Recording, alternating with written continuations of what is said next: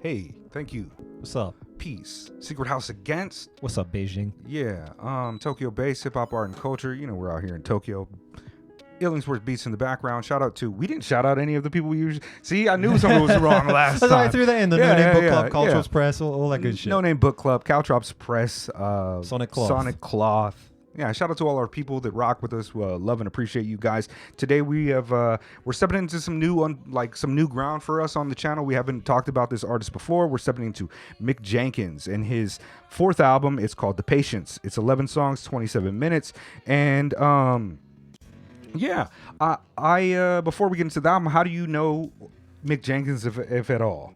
I remember Mick Jenkins being like a really big deal for a brief period, maybe like 10 years ago now. That's what I thought, right? Too. Like The Waters with like S in an apostrophe, in brackets. And yeah, there was a brief moment of like, oh, this guy's up next. Like he's, you know. There was like J. Cole comparisons, J. Cole, Kendrick, Lupe, these kinds of, you know, and there's something to be said for this whole type of like, I don't know how you describe it, like mainstream avant-garde, mainstream underground type music. Yeah. Where in which it's like, well, the artist is making accessible work, but also something with a lot of musical and he's like, they're like on the cusp of breakout mainstream. Right. Like not necessarily like cats that like still love your J. Cole's, but are still kind of like into artists that are similar to that. Like you're maybe above your like code of the, like an Earth Gang level, like almost mainstream breakout success. I was looking and he has like 1.8 million monthly listeners on his joint. So substantially higher than most of the other artists that we listen to. Even the most popular ones like your Lupe's or maybe, I don't know what Lupe's got, but like even Aesop's just like at like 1 million. Right. You know, and especially much more than a lot of our. Yeah, I mean, I feel like a lot of my friends who are into like Samino or Amine, Saba, like that whole even Noname, you know, might fuck with Mick Jenkins. Yeah, I don't really know him all that well, but he came into kind of my orbit several years ago, and I saw the first album came out. I was like, oh, this is pretty good. Guy's got a lot of talent, not necessarily the wheelhouse that I usually rock with. It's just like really dope, good hip hop. And then I saw a second album come out, and then I kind of didn't. I didn't keep up with it. I haven't gone back to listen to those albums recently, and so this one is one that I wanted to get into because we don't necessarily like to do mainstream hip hop albums like that, but I thought this one was like. This is kind of what Open Mike Eagle was saying. Yeah. Like we should have made Other Ground a thing. Yeah. Right? I would have really liked to. This is the type of album I would like to have El Spade around to discuss. Absolutely. You know? I think this is a little bit more his sensibilities. Wheelhouse, Yeah. But yeah, to just get into the album, or just my thoughts on Mick Jenkins. Mick Spencer. Jenkins, yeah, that's one of the guys we review. First off, I think he's like really dope. I think he's an extremely competent MC. I think his voice is dope. I think his production choices on this are extremely dope. He's got some, like, the producers that he's got on this, I don't think that I'm familiar with any of them except for maybe Berg, but that's such a normal, like a typical type of name that it could be like another Berg that I'm thinking about from like a Joe Budden podcast or some shit like that. But I think he's dope. I think he's got some really good insights and pushes them with, you know, amazing production and lyrical acumen. This album did surprise me, some of the features on the album. I'll get into that later, but there's like my thoughts on them. But like we've got Freddie Gibbs on this, we've got Benny the Butcher, plays back to back on those two, and they had beef. It was interesting. Yeah, Jid is on here. And he's dope, and also Vic Mensa, who I hadn't heard for like a long time as well. He was also one of those artists who's like. Maybe breaking out. Maybe they did. Maybe he is. Maybe Mick is there, but I just don't know. I don't mean to speak wrong about it, but just my perception from the outside and not being an internet person, I don't know.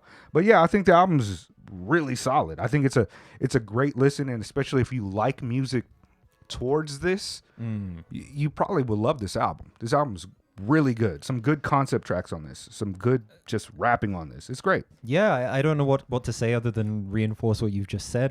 The production is pretty gorgeous across the board. There's some really, really nice variety in terms of how it all sounds. Mick Jenkins is an extraordinarily competent MC who kind of just bars out the whole time. He's got some great features on there. On a strictly like surface level reading of the album, it's great. It's like a solid 9 out of 10 type record. Like just very, very good across the board. Yeah.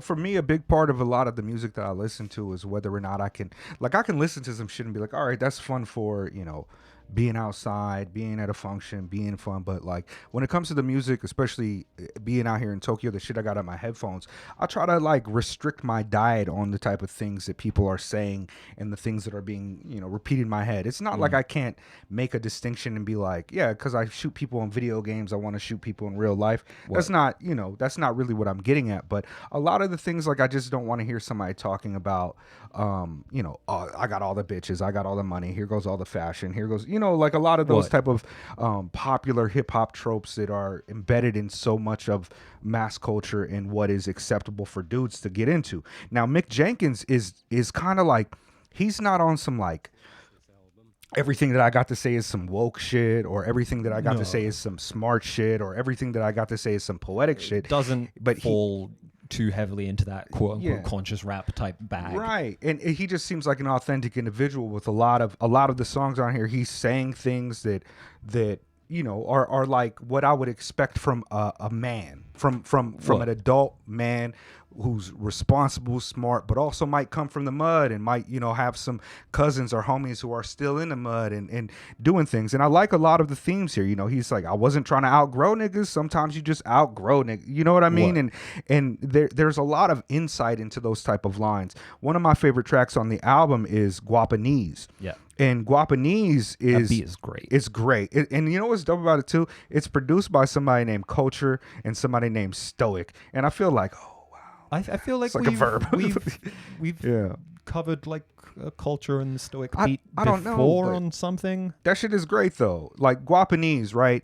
Well, everybody know what guap is in Japanese, especially, like Taiwanese, and it's, to describe a language. On that, he's just kind of, he's talking about how all these people, all they really talk about is money. I think all they got to talk about is money. And he's got a line where it's like, it's a stack of ones just like them and they hide behind a 20. And his kind of, I'm not sure if the kind of philosophical through line really falls throughout the album. And I want to talk about like some of the features in this regard, my point. But, him just even acknowledging that a lot of people that don't got much shit to say are really surface level with the things that they talk about in music. And this is one of the things that I think sets him apart from some of his contemporaries. Like, he does it in a way to me that just feels authentic, is not kind of pretentious. I'm not going to say any artist in particular, but people of the channel might know that I don't fuck with a lot of artists who are like good rappers and make good shit, just because I feel like there's an inauthenticity there. There's like a weird thing there. But, he said, you won't catch me snorkeling. Surface level shit puts you in deep water. And I really kind of like his points like that. Like, why? Like, all y'all care about is money. All y'all think about is money. And he has more songs on the album that are just like, some real human shit that I would expect from a dude. And I like also, that. Yeah, like that little snorkeling run. Like, he's very good at these little, they're not exactly, they are metaphors, but just these small little kind of vignettes, but not in the sense that like a Billy Woods would like spend like a verse like painting a very elaborate picture. It's very much just like, here's a dope little run where you've made like 5 different word associations and fit them together in a really fun and dope way.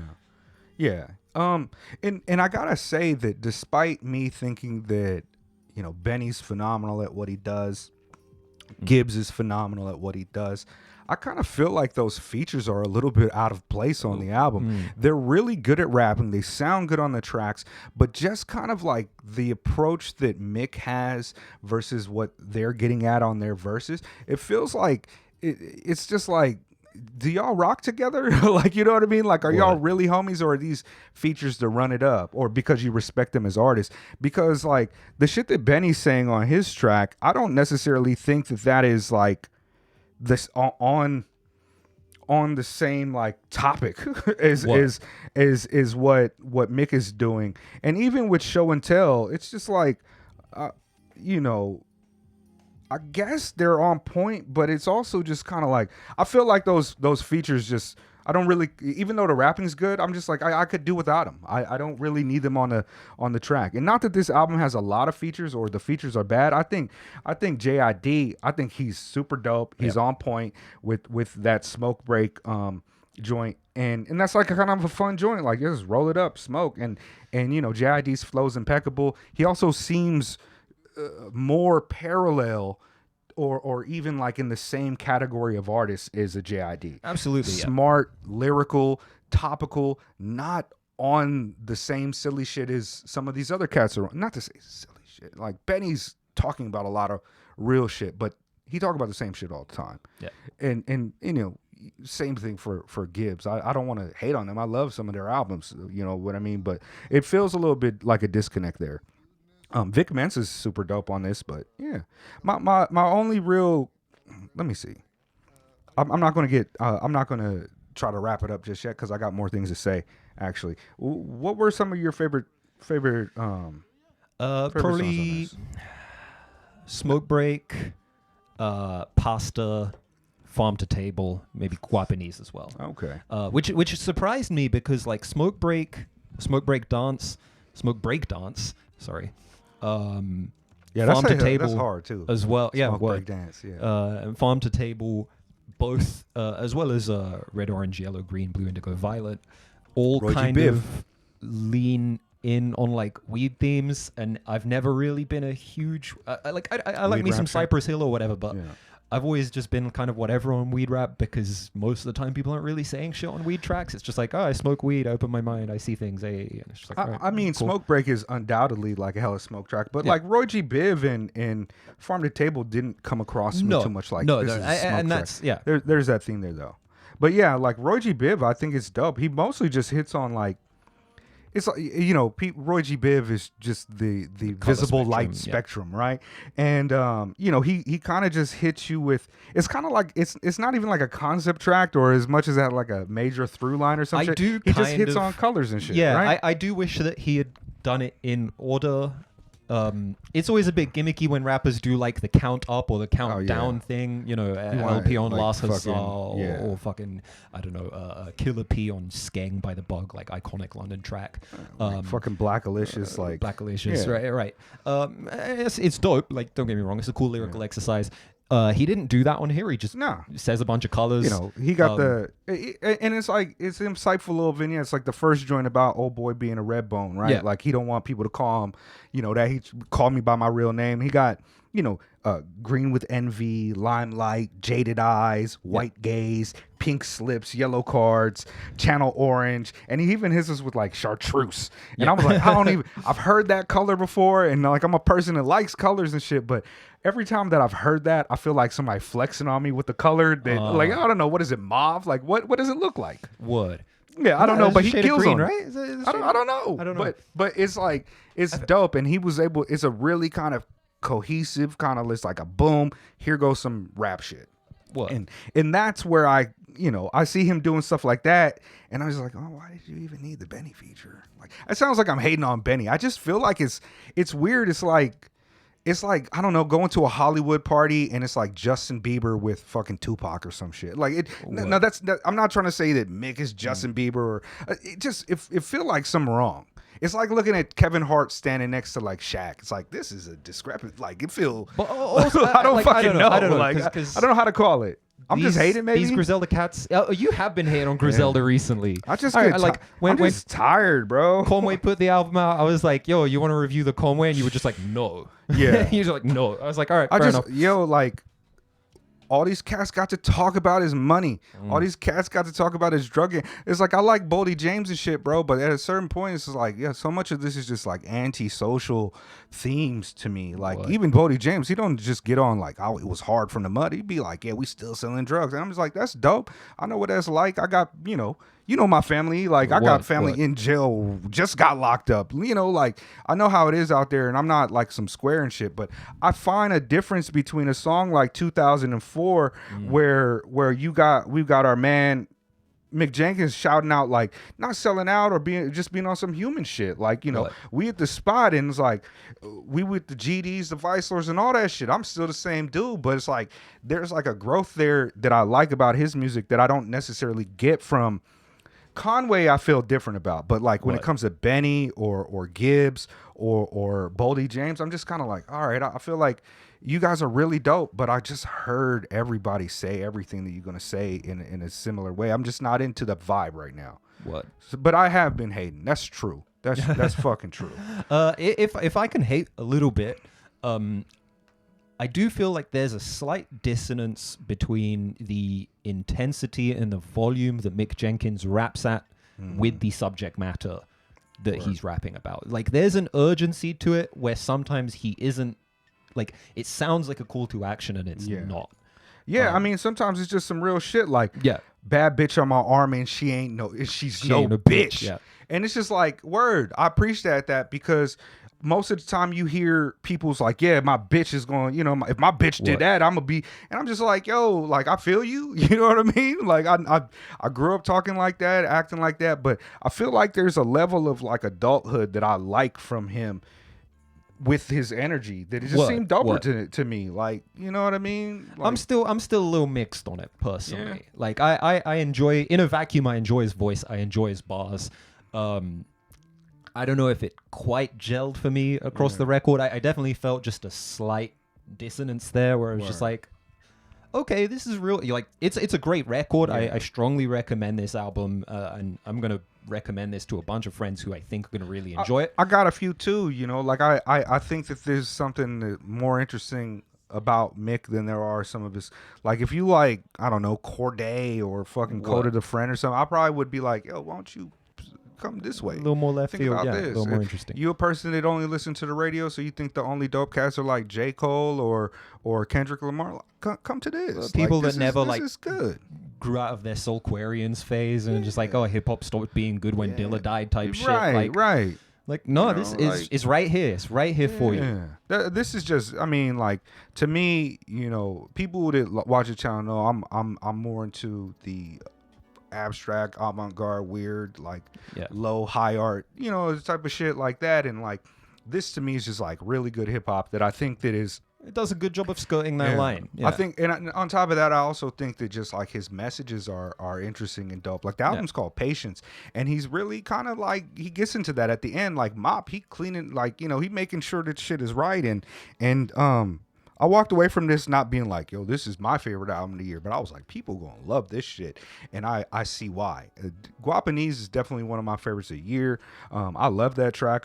When I first heard it, I was like, okay, I'm sold on Mick Jenkins now. All it took was that. It's like, now I'm right there. I want to see a little bit more of that, and I think that's kind of why I'm a little bit critical about those other features, because I feel like it's just, I don't know. Maybe they real good homies and they hang out all the time, but it felt kind of like those were features to get features. You know, like they ain't rocking it. So many of the artists we fuck with, it ain't like, you know, they're on tour together and shit. You know what I mean? Right. And that's what I was saying about the Benny Gibb shit. Is like they had beef. You know what I mean? Like real beef. There was fighting and all types of stuff. And you know, the fucking barber coming memes and shit. And they're right there. And it's just like, to me, it feels more like they're like features than they are a part of the album project, a part of the vision. It's like, who can we get? Like, I'm gonna get somebody dope on this, and he did, and it is. But it feels that feel like the least authentic thing about the album to me, to be honest with you.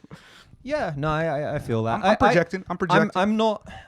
This isn't hating, just an observation. But we do have a lot of these like independently released, like underground things that are produced through like an independent label licensed out via BMG, right, or Warner or whoever, EMI, Sony, and this is one of those albums. Oh, word. Okay. So I don't know if it's like a financial backing or executive or whatever. Yeah. I hope we need the single. I hope everybody got paid. Yeah. I hope everybody got paid. You know, I just hope everybody like. I like an artist like Mick Jenkins. I hope he's as successful as he wants to be, and then his life is unimpeded by the bullshit. But you know, this is not an album review channel as much as it is just us talking about music. Yeah. If it's your first time here, we appreciate you coming through. Our discussions are fucking different sometimes. I don't fucking know. We don't rate albums. I'm not going to get us a 10 out of 10 or a 1 out of, a 5. Who knows? Yeah. It's just not up to me. I like it a lot. By any quote unquote objective review criteria, this is a really good album. Yeah, I think if you're someone who's used to it's got 5 mics in the source, this is a great album. Yeah, you're gonna nobody finna tell me Mick Jenkins is trash. I'll be like, what, bro? I've heard him. He's fucking ill. You fucking tripping. Yeah, this shit is dope. Every single artist on this album is fucking dope. I walked away because there's 2 tracks by like Stoic and Culture or whatever, and I walked away being like, these guys, I'm gonna watch out for them. Yeah, Guapanese is crazy. Yeah. I don't know. Anything else to say about this? Like, subscribe, appreciate. Leave a comment. We got Patreon, all that good shit. Yeah, think about more shit than money. Fucking, I don't know. Yeah. Unless you want to give us some. Patreon.com/secrethouseagainst15. Yeah, I'm okay with that. We don't like 15. Yeah. Support your community. Man. I didn't have anything like powerful to say. You know what I mean? Like, hey, message. Yeah, Furious Styles under the billboard. If you get into a fight with a person from Thailand and their name sounds like some kind of supermarket, run. Oh yeah. Yeah, if their name sounds like a food that you've never tried before. Oh, have you ever tried the Tawan Chai? Yeah. How about the 10 pow? Oh yeah, you can pick that up at Fairtex, right? Yeah. All right, yeah, peace. All right, peace. Secret House. Here's all the patrons. The patrons been on. Yeah, you know the vibes. Fuck.